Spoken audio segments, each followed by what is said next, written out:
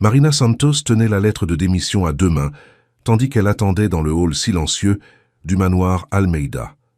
L'uniforme simple de femme de ménage semblait plus lourd ce matin-là, comme s'il portait des années de silence, de dévouement et de secrets non dits.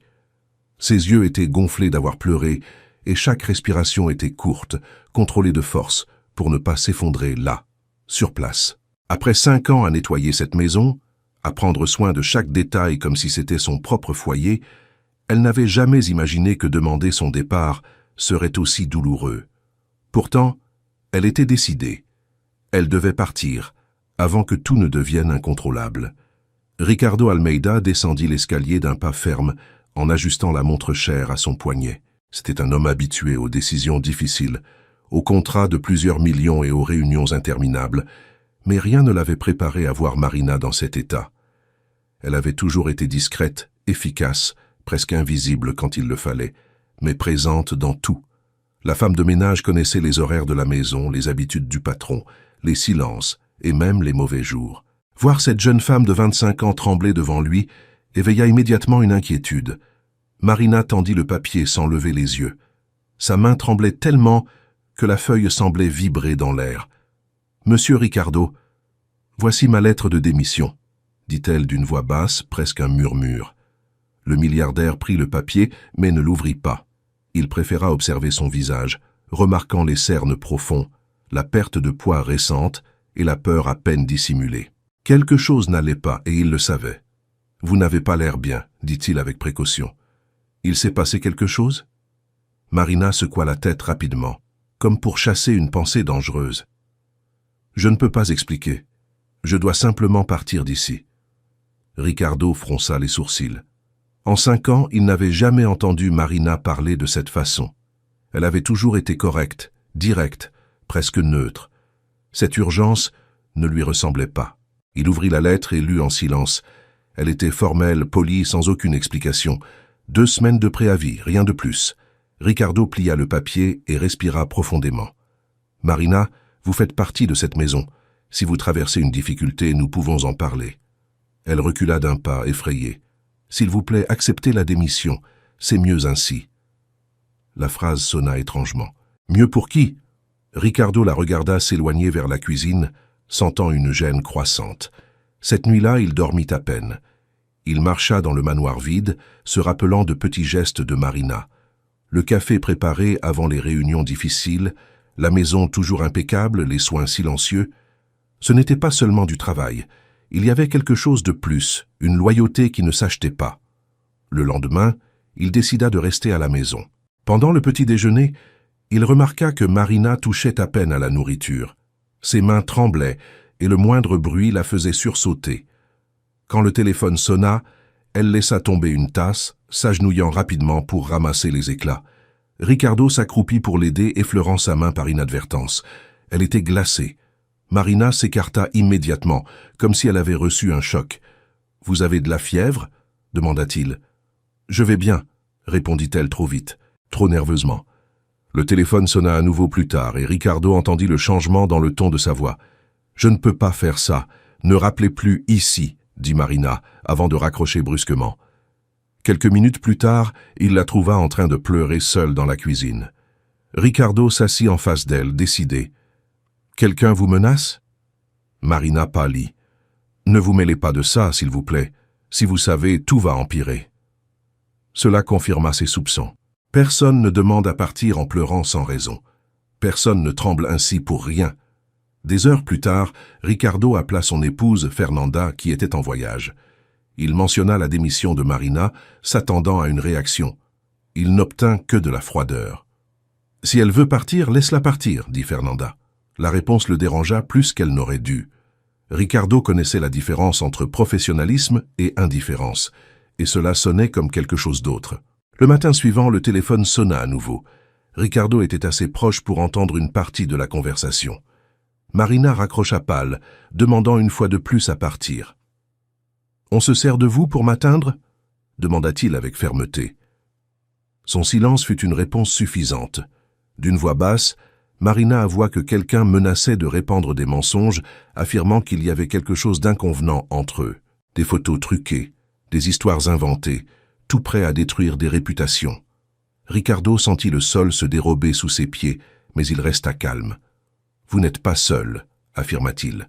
Je n'accepterai pas votre démission tant que cela ne sera pas résolu. » Marina pleura, déchirée entre le soulagement et la peur.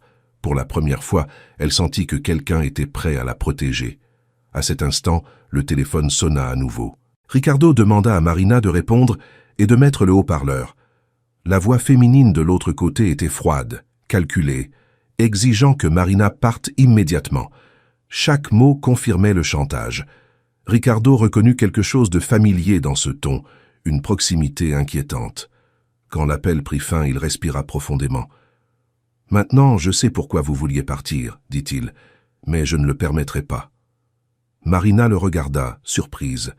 Le milliardaire avait pris une décision. Il ne laisserait pas cette femme de ménage partir tant que la vérité n'aurait pas éclaté, quoi qu'il en coûte. Et, à ce moment, quelque chose changea pour toujours dans cette maison silencieuse. Ricardo demanda à Marina de s'asseoir et de respirer. Il expliqua qu'il connaissait des gens capables d'aider, qu'il ne permettrait à personne de détruire sa vie. Marina raconta alors que les appels duraient depuis des mois, toujours avec des ordres et des menaces voilées. On voulait des documents, qu'elle sème le doute, et surtout qu'elle disparaisse de cette maison. La peur l'avait consumée peu à peu, jusqu'à ce que demander sa démission semble la seule issue possible. Ricardo écouta tout en silence, ressentant un mélange de culpabilité et d'indignation. Il réalisa que sa propre routine, ses absences et la confiance excessive envers certaines personnes avaient créé l'espace pour cela. « Vous avez bien fait de ne pas céder, » dit-il, « et vous continuerez à bien faire. » Marina pleura à nouveau, mais il y avait quelque chose de différent dans ses larmes, un fil d'espoir. Ils convinrent d'observer, de noter les horaires, de ne pas agir sur impulsion. Ricardo promit que personne ne la ferait plus se sentir jetable. La femme de ménage, qui s'était toujours sentie invisible, réalisa à cet instant que sa valeur était enfin vue. La décision de Ricardo n'était pas seulement d'empêcher une démission, mais d'affronter une injustice qui n'aurait jamais dû commencer. Quand Marina quitta la pièce, Ricardo resta seul, regardant la lettre encore pliée sur la table. Il déchira lentement le papier et le jeta à la poubelle. Cette démission n'aurait pas lieu, pas tant qu'il serait là. Pour la première fois depuis longtemps, il sentit que sa fortune n'aurait de sens que si elle servait à protéger quelqu'un qui n'avait jamais eu rien d'autre que sa propre dignité. Leur histoire ne faisait que commencer, et le prix de la vérité serait élevé, mais inévitable. Cette nuit-là, le manoir resta éclairé. Ricardo ne dormit pas, et Marina non plus. Tous deux savaient que les jours suivants apporteraient des confrontations, des choix difficiles et des révélations. Pourtant, il y avait une certitude silencieuse entre eux. La femme de ménage n'était plus seule, et le milliardaire ne permettrait pas que la peur décide du destin de quiconque dans cette maison. Le silence ne fut brisé que par le bruit lointain de la ville, témoin muet d'une décision qui changerait des vies et transformerait à jamais la relation entre patron et femme de ménage. Là, à cet instant, la peur commença lentement à perdre de sa force. Le lendemain matin, Marina arriva plus tôt que d'habitude. Le ciel était encore gris quand elle franchit le portail du manoir, portant un poids invisible sur la poitrine. Elle avait peu dormi, mais il y avait quelque chose de nouveau dans son regard. Une détermination mêlée de peur. Ricardo l'attendait déjà dans le salon avec une tasse de café intacte sur la table. Lui non plus n'avait pas dormi. Il avait passé la nuit à repasser mentalement chaque détail des derniers mois, cherchant des signes qu'il avait ignorés. « Bonjour », dit Marina d'une voix contenue. « Bonjour », répondit-il, l'observant avec attention. « Aujourd'hui, personne ne vous pressionnera. Si quelqu'un appelle, nous écouterons ensemble. » Elle hocha la tête en silence. Pour la première fois depuis que tout avait commencé, elle sentait qu'elle n'avait plus à affronter cela seule. Peu après 10 heures, le téléphone sonna.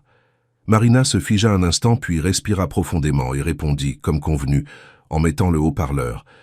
La même voix féminine surgit de l'autre côté, froide et impatiente. « Vous êtes encore là ? Vous auriez déjà dû être parti. » Ricardo serra les poings, reconnaissant clairement le ton. Il y avait quelque chose de douloureusement familier dans cette manière de parler. Marina répondit avec prudence, gagnant du temps, tandis que Ricardo mémorisait chaque mot. La femme exigeait de la hâte, disait que la situation devenait dangereuse, insinuait des conséquences. Quand l'appel prit fin, le silence fut lourd. Marina s'assit, sentant ses jambes faibles. « Elle sait trop de choses », murmura-t-elle. « Sur la maison, sur vous. » Ricardo passa la main sur son visage.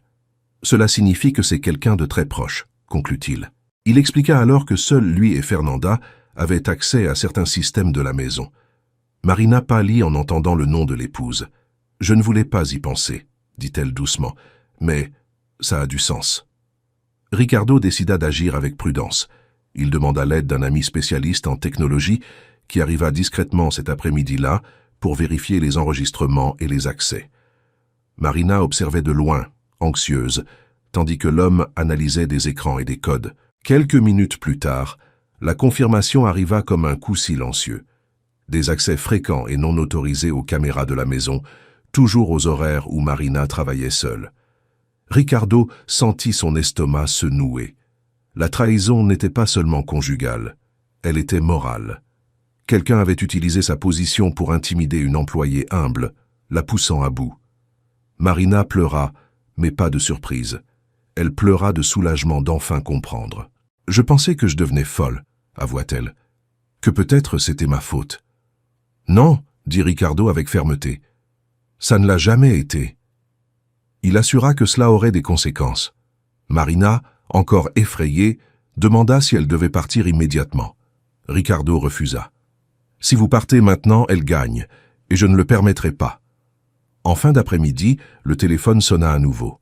Cette fois, Ricardo demanda à Marina de répondre normalement, tandis que tout était enregistré. La voix féminine exigea des documents, insinua des récompenses, puis menaça. Chaque phrase rendait évident le crime qui était commis. Marina tremblait, mais resta ferme, se rappelant des paroles de Ricardo. Quand l'appel prit fin, le milliardaire respira profondément. « Nous avons assez de preuves, dit-il. » Marina ressentit un mélange de peur et d'espoir. « Et maintenant » demanda-t-elle. Ricardo répondit sans hésiter. « Maintenant, vous restez, et je vais régler ça. » Cette nuit-là, Ricardo appela Fernanda, lui demandant de rentrer plus tôt de son voyage. Il dit qu'il devait parler en personne. De l'autre côté de la ligne, l'épouse sembla hésiter, mais accepta. Marina n'entendit qu'une partie de la conversation, sentant un nœud à l'estomac. Elle n'avait jamais voulu être la cause d'un conflit, mais désormais il n'y avait plus moyen de l'éviter. Le lendemain, Fernanda arriva. Elle entra dans la maison d'une posture ferme, mais ses yeux trahissaient une tension. Elle salua rapidement Ricardo et ignora Marina, comme si elle n'était pas là. Ricardo demanda qu'elle s'assoie. L'atmosphère était lourde. « Nous devons parler », dit-il. Fernanda tenta de minimiser, de feindre l'ignorance, mais Ricardo posa l'enregistreur sur la table. La voix qui résonna dans la pièce ne laissait aucun doute. Les menaces, les exigences, tout était là. Le visage de Fernanda perdit toute couleur. Le silence qui suivit fut assourdissant. « Pourquoi » demanda Ricardo, plus triste qu'en colère. Fernanda détourna le regard, les lèvres tremblantes. Elle avoua alors la jalousie, la paranoïa, la peur de perdre sa place. Elle dit que Marina en savait trop, que sa présence la dérangeait. « Je voulais seulement qu'elle parte », murmura-t-elle. Marina, qui était restée silencieuse, parla enfin. Sa voix était ferme, malgré les larmes. « Je n'ai jamais voulu autre chose que travailler honnêtement. » Fernanda ne répondit pas. Il n'y avait rien à dire. Ricardo laissa clair que cela ne resterait pas impuni. Il parla de conséquences légales, de limites franchies. Fernanda pleura, demanda pardon. Mais il était trop tard. La confiance avait été détruite. À la fin de la conversation, elle quitta la maison en silence, emportant seulement une valise. Quand la porte se referma, Marina s'effondra. Ricardo la soutint, sentant le poids de tout ce qui était arrivé. « Vous n'avez plus besoin d'avoir peur, dit-il. C'est fini. » Marina respira profondément, ressentant quelque chose qu'elle n'avait pas éprouvé depuis des mois. La sécurité. Dans les jours qui suivirent, le manoir semblait différent. Le silence lourd avait cédé la place à une tranquillité étrange, mais accueillante. Marina continua à travailler, désormais avec une autre posture. Elle n'était plus invisible. Ricardo la traitait avec un respect évident, écoutant ses opinions, reconnaissant son effort. Une semaine plus tard, Ricardo appela Marina pour parler. « Je veux que vous restiez, dit-il. Pas seulement comme femme de ménage, mais avec plus de responsabilité, si vous le souhaitez. » Marina s'émut. Ce n'était pas le poste qui importait, mais la reconnaissance. « Je reste, » répondit-elle. « Parce que maintenant je sais que j'ai fait le bon choix en faisant confiance. » La décision de Marina résonna comme la clôture d'un cycle. La femme de ménage qui avait demandé sa démission par peur restait désormais par courage. Et le milliardaire qui aurait pu tout ignorer avait choisi d'agir. Tous deux savaient que rien ne serait exactement comme avant, mais ils savaient aussi que quelque chose de nouveau avait commencé, fondé sur la vérité, le respect et la dignité. Le passé faisait encore mal, mais il ne commandait plus l'avenir. Dans cette maison, la peur ne dictait plus les règles. La confiance lentement reconstruite occupait désormais la place qui aurait toujours dû être la sienne. Quelques mois plus tard, la vie suivait plus légère. Marina travaillait tranquillement, étudiait le soir et aidait sa sœur à recommencer. Ricardo réorganisa la maison et sa propre vie, apprenant à mieux observer les personnes autour de lui. La démission ne fut plus jamais mentionnée. À sa place, naquit une relation basée sur le respect et la protection. Marina comprit que demander de l'aide n'était pas une faiblesse. Ricardo comprit que la richesse n'a de valeur que lorsqu'elle défend ceux qui n'ont pas de pouvoir. Et dans ce manoir, où tout avait failli se terminer, tous deux découvrirent qu'empêcher un départ avait été le début d'un véritable foyer construit avec courage, vérité et espoir.